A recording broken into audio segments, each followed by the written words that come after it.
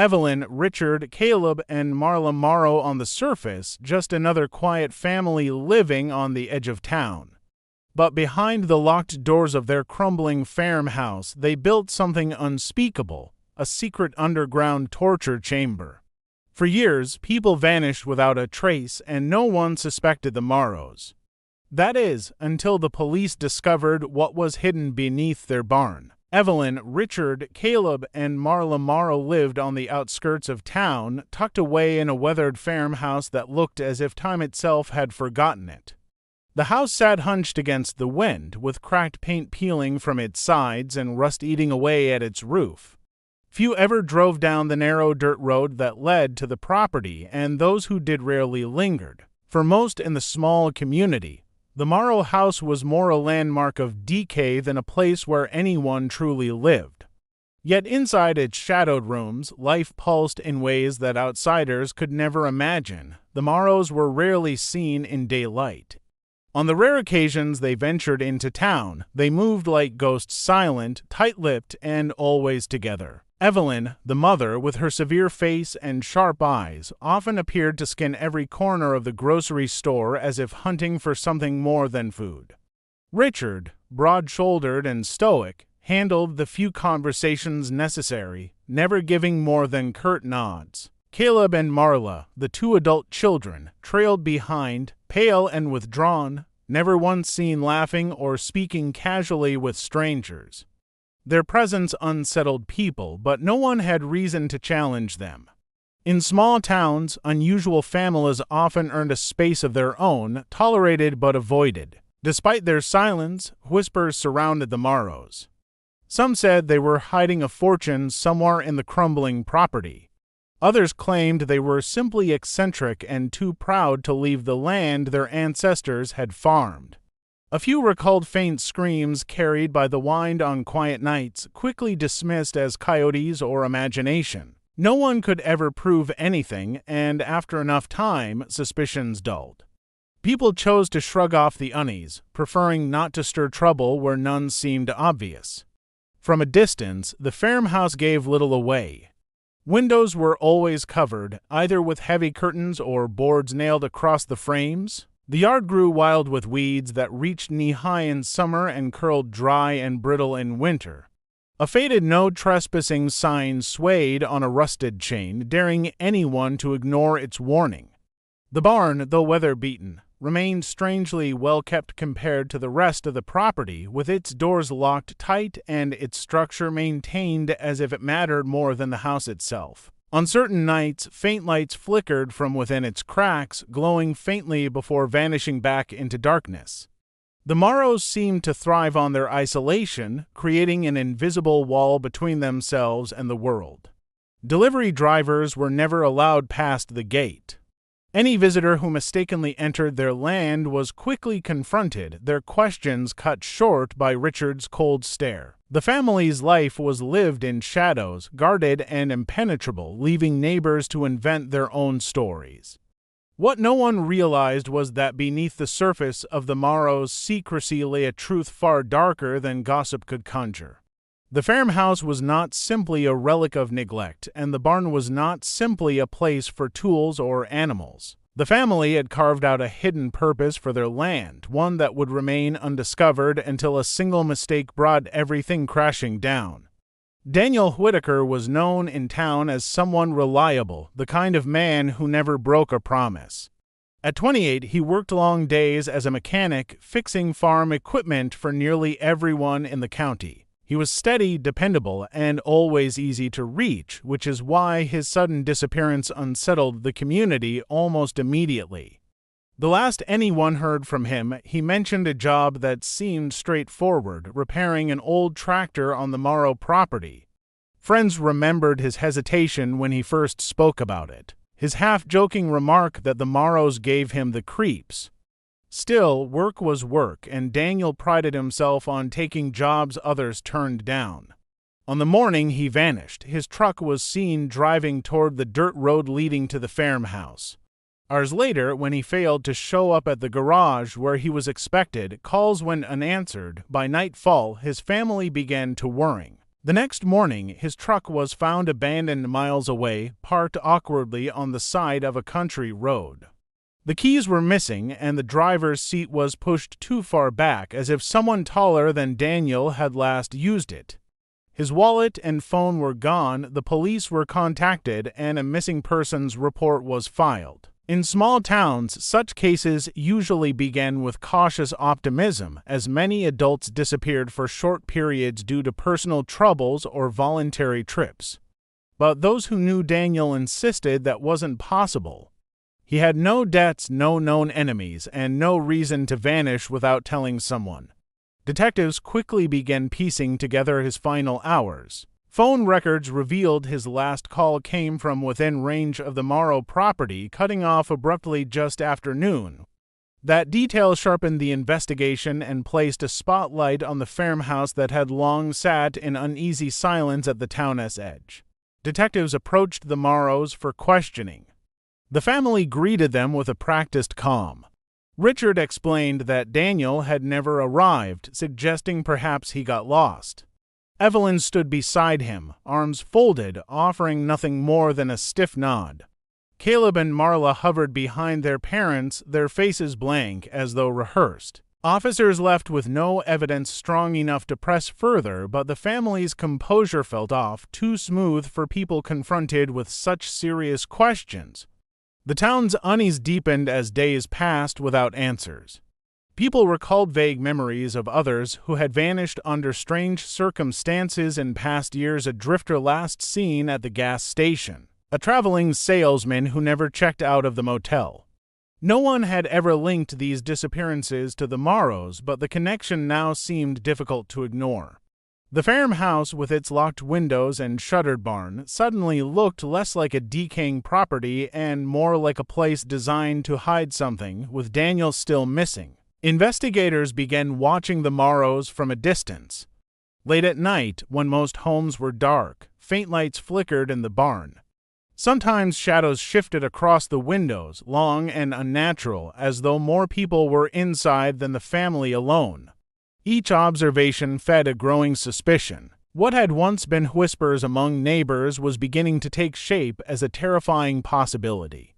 The Morrows were not just strange. They might be keeping secrets far worse than anyone dared to imagine. The search of the Morrow property began quietly, with police arriving in the early morning hours to reduce the chance of attention from neighbors. They carried a warrant at last, obtained after inconsistencies in the family S statements and the discovery of Daniel S. phone records pointing directly to the farmhouse. The officers moved cautiously, their boots crunching against the gravel driveway as they spread out across the yard. The farmhouse loomed ahead, its windows covered and its paint stripped bare from years of neglect. From the outside, it looked empty, but the investigators knew too well that appearances could deceive. Inside, the house was dim and suffocating, with curtains nailed into the frames to block out even the thinnest ray of daylight. Dust clung to every surface, and the air smelled faintly of mildew. Each room felt abandoned, yet oddly staged, as if prepared for inspection. Clothing hung neatly in closets, but none looked worn. Cabinets were filled with cans of food stacked with obsessive order, many of them expired. Bedrooms held mattresses, but no sheets, as if no one had truly slept there.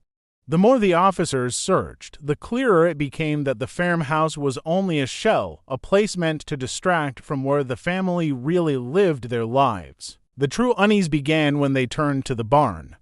The structure stood sturdier than the house itself, its boards well-oiled and its locks newer than any others on the property. Breaking the chain required effort, the sound of metal snapping echoing across the empty fields. When the heavy doors creaked open, a rush of stale air greeted the officers. Sunlight streamed in, revealing tools lined in perfect rows, their blades gleaming as though cleaned daily. The barn smelled faintly of chemicals, sharp and unnatural, not of hay or animals as one might expect. At first glance, it seemed like nothing more than a workshop. But behind the stacked hay bales in the far corner, an irregular pattern in the boards caught the eye of a detective. When the bales were dragged aside, the hidden entrance was revealed, a square of reinforced metal set into the ground, secured with a massive bolt. The door looked industrial, far too heavy for farm storage. The officers forced it open, and as the hinges screeched, a burst of damp, foul air surged upward. A staircase descended into complete darkness, narrow and steep. Flashlights pierced the black as the team made their way down, the smell growing thicker with each step. At the bottom, the beams of light fell across concrete walls, lined with insulation for soundproofing. The space stretched wider than expected, not just a basement but a deliberately built underground structure. The temperature was colder, the silence pressing in unnaturally. The investigators advanced slowly, their lights sweeping across the room, until one by one they froze at what lay before them. Chains bolted into the walls, restraints scattered across the floor, and stains seared into the concrete told a story without needing words. The officers exchanged tense glances. They had not just found a hiding place, they had uncovered something far darker. The underground chamber stretched deeper than anyone expected, a labyrinth of rooms carefully constructed beneath the barn. Each step forward revealed more evidence that the Morrows had poured years into designing this hidden space. The walls were reinforced with steel plates covered in thick insulation, sealing in every sound. No cries for help would have reached the surface. Fluorescent lights buzzed overhead, some flickering weakly, casting long shadows that seemed to move even when no one did. The space felt more like a facility than a basement, every corner engineered with deliberate cruelty. One room held chains hanging from the ceiling, each ending in heavy iron cuffs worn smooth from use. A drain cut into the floor suggested what the stains around it confirmed this was not just a place of confinement, but one of suffering. Against the walls, shelves carried buckets of tools, each organized with care. Some were ordinary farm instruments, hammers, pliers, saws, but mixed among them were items altered for sinister purposes. Blades filed to unnatural shapes, clamps modified to hold more tightly, ropes twisted into knots designed to restrict circulation. Nothing here spoke of farming or repair, everything spoke of control. In another chamber, investigators found rows of tables lined with straps and restraints. The surfaces bore scratches deep enough to scar the wood permanently. Nearby, a locked cabinet was pried open, revealing containers of chemicals, some corrosive, some clearly medical in origin. Labels suggested they had been stolen from hospitals or clinics, their contents long since repurposed. Alongside them sat journals, dozens of notebooks filled with meticulous handwriting. The entries described in cold, detached language the methods the family had used on their victims, written as if documenting experiments. Victims were identified only by initials, but some entries matched names from missing person reports that had haunted the region for years. Most chilling of all was the cage at the far end of the chamber. It was large enough to hold several people at once, its steel bars welded to the floor and ceiling, impossible to bend or break. Inside, tattered blankets lay in a heap, along with scraps of food long rotted. Scratches carved into the bars marked silent attempts at escape, counting days or perhaps lives. Among the debris, police found personal belongings, a cracked wristwatch, a pair of glasses, a keychain with initials. Each item once belonged to someone who had vanished, proof that the Morrows had held them here. The air inside the chamber was heavy with the weight of years of horror. Investigators realized the Morrows had not stumbled into crime, they had perfected it, operating with chilling patience and organization. The farmhouse above had been nothing more than a mask, its decay a distraction from the precision lurking underground. The Morrows had managed to create a place where people disappeared without a sound, and until now, no one had ever come close to discovering it. With the journals, the tools, and the cage, the truth stood undeniable. This was no ordinary crime scene. This was a monument to evil, carefully crafted by a family who had chosen cruelty as their legacy. The arrests came quietly, without warning, early one morning as the Morrows moved through their farmhouse. Police moved with precision, surrounding the property to prevent any chance of escape. Richard and Evelyn were taken first, their faces pale but eerily composed, as if the revelation of their crimes could not shake the routines they had long rehearsed. Caleb and Marla followed, their expressions blank, eyes fixed on the floor as officers read them their rights. For years, the family had projected control, hiding behind walls and secrecy, but in that moment, every illusion of power evaporated. As investigators secured the barn and the underground chambers, the reality of what had been discovered began to settle in the community. Word spread quickly, first in whispers, then in headlines. The farmhouse, once a source of idle gossip, became infamous.